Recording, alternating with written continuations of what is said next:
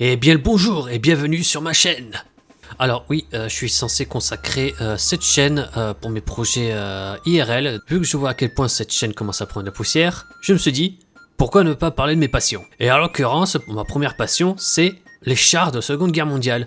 Et vu que j'ai le projet d'aller visiter le musée de Blenheim des Saumur, je me suis dit que présenter quelques-uns des chars qu'on va rencontrer au musée serait une bonne idée, histoire que vous ne serez pas perdu au moment où on fera la visite. Je suis rentré dans le hangar étant donné que les autres dehors ils faisaient des essais, du coup ça faisait un boucan pas possible. Donc pourquoi ne pas commencer avec le plus célèbre char de la Seconde Guerre mondiale, qui est le Tigre H1.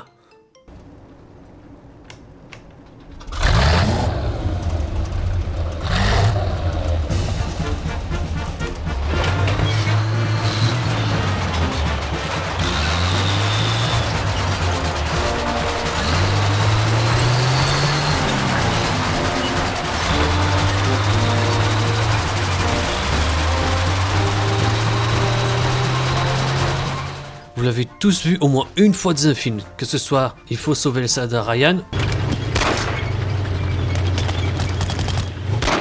ou Fury.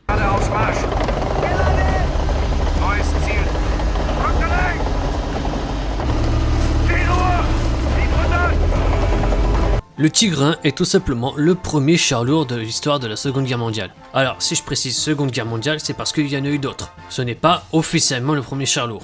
Et le premier char lourd officiellement construit est français, et ça date de la Première Guerre mondiale. Mais là, n'est pas le sujet. Cette vidéo aura pour but un peu de vous expliquer comment est conçu le char, et également un petit peu démonter ses mythes et ses légendes.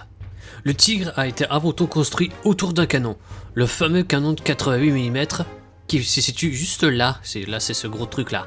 Et sachez que ce canon n'était pas du tout conçu à la base pour abattre des chars, mais des avions. Voilà à quoi ça ressemble le canon de 88 sans son enveloppement. Comme vous pouvez le voir, il est énorme. Prepare fire! 3, 2, 1! D'ailleurs, il est actuellement exposé également au musée de Blenheim des Saumur. Alors, comment on est passé d'un canon anti-aérien à un canon anti-char?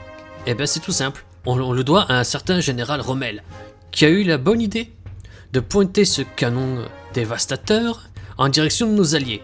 On est en plein désert, tout est plat, et là subitement... Eh ben c'est simple, ce canon peut détruire un char à plus d'1 kilomètre. Donc il n'a pas fallu longtemps pour que Monsieur Tatillon soit au courant de cette affaire. Vous connaissez pas Monsieur Tatillon? Ben c'est lui. Vous le reconnaissez pas? Eh bien c'est simple, Monsieur Tatillon a connu les premiers chars durant la Première Guerre mondiale. Car oui, Monsieur Tatillon était soldat dans les tranchées durant la Première Guerre mondiale. Et il y a un événement qui l'a particulièrement marqué, c'est l'apparition des chars sur le champ de bataille. Donc sa première idée a été de construire un char autour de ce canon. Il voulait qu'il soit gros, qu'il soit lourd, mais qu'il soit aussi révolutionnaire. Alors il a ouvert son petit cahier rouge où il avait écrit tous ses contacts, et il a fait appel, attention, accrochez-vous bien, à Monsieur Porsche. Car oui, Monsieur Porsche, avant de faire des voitures, il faisait des chars. Voilà à quoi devait ressembler le Tigre 1 à la base.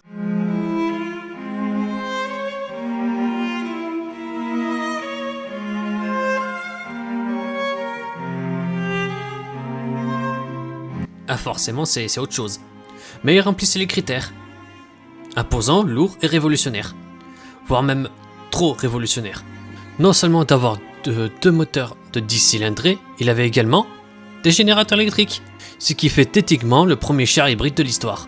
Et quand je disais trop révolutionnaire, c'est justement tellement révolutionnaire qu'il arrivait de prendre feu. Durant les essais. Et ça, devant les yeux de Monsieur Tatillon. Volkswagen, ratatatata, ratatatata, et kaputt. Ah, ça le fout mal. Deutsche Zuverlässigkeit. Ce qui fait que c'est Monsieur Henschel, qui était le concurrent de Monsieur Porsche, qui a récupéré les brevets et le droit de pouvoir construire le Tigre, qui est sur la base d'un moteur dit un peu plus classique que le Tigre Porsche, d'un gros moteur V12 Maybach.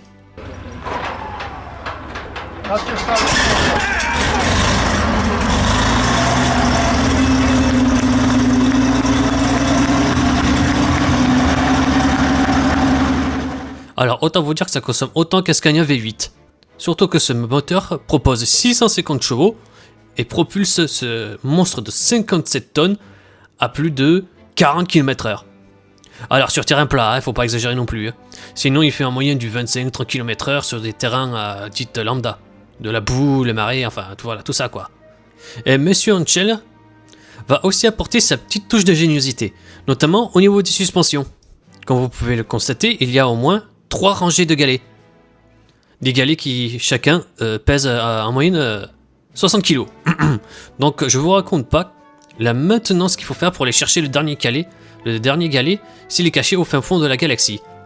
Cependant, ce type de suspension rendait le Tigre passe partout quoi, malgré son poids de 57 tonnes. Bref, ça lui permettait de pouvoir franchir tout type de terrain. Ah, petite anecdote. Chaque Tigre était livré avec son manuel d'instruction, avec des dessins qui vont bien et tout ça. Et il y avait même notamment une petite astuce pour savoir si le Tigre était en capacité de pouvoir franchir un terrain. Le manuel dispense également des astuces sur la manière de gérer le poids exceptionnel du char. C'est écrit, si vous ne savez pas si le Tigre est trop lourd pour le terrain, prenez un camarade, mettez-le sur votre dos, allez à l'endroit qui vous pose problème et tenez-vous sur une jambe. Si vous ne vous enfoncez pas dans le sol, c'est que le Tigre peut tenir sur ce terrain. Si vous vous enfoncez, c'est que le Tigre sera trop lourd. Alors autant que tout se déroule sans accroc et que tout fonctionne très bien, le Tigre remplit le cahier des charges. Mais il faut rappeler que nous sommes en guerre. Le manque de manœuvre commence à se faire sentir et le char est beaucoup trop complexe à mettre en place. Il y a eu plus de chars sabordés par leur propre équipage que de chars détruits par les alliés. Et il n'y a eu que 500 exemplaires de construits sur 1300 commandés de base. Donc en plus d'avoir des problèmes techniques, il y avait aussi le problème d'équipage, qui pour la plus grande partie était inexpérimenté. Donc ce qu'on fait, dès qu'il y a un problème, on abandonne le char. Et si c'est pas un problème technique, c'est tout simplement une panne d'essence. Un char qui était craint et redouté par les alliés n'était en fait qu'un simple tas de ferraille dont les problèmes résidaient tout simplement sur le manque de main d'œuvre et sur l'équipage inexpérimenté. Il a fait néanmoins ses preuves, notamment grâce à Michael Wittmann, qui est juste le meilleur tankiste de la Seconde Guerre mondiale et qui, à bord de son Tigre, détruira plus de 130 blindés et 130 canons anti-chars. Non seulement d'être considéré comme un héros en Allemagne, il sera aussi connu pour le tankiste le plus meurtrier de l'histoire. Et bien malheureusement pour lui, toutes règnes ont une fin et finit par tomber en panne et se rend lui et son équipage auprès de nos alliés. Le Tigre 1, redoutable par son nom, ses légendes et ses mythes, mais inutilisable et technologiquement trop avancé pour son temps.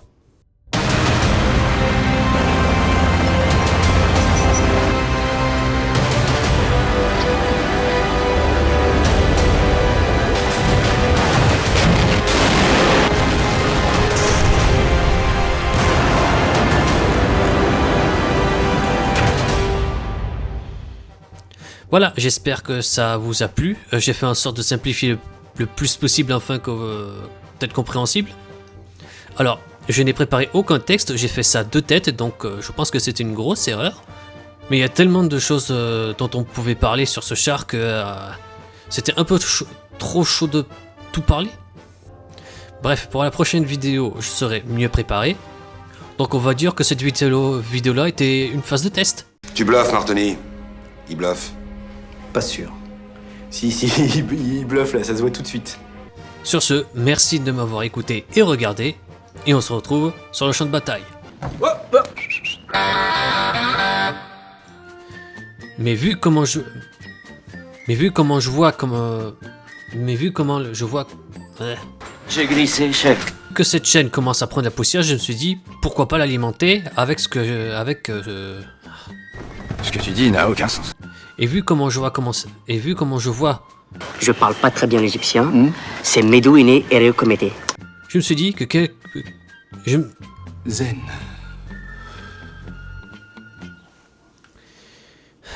Oh oui, oh, oui.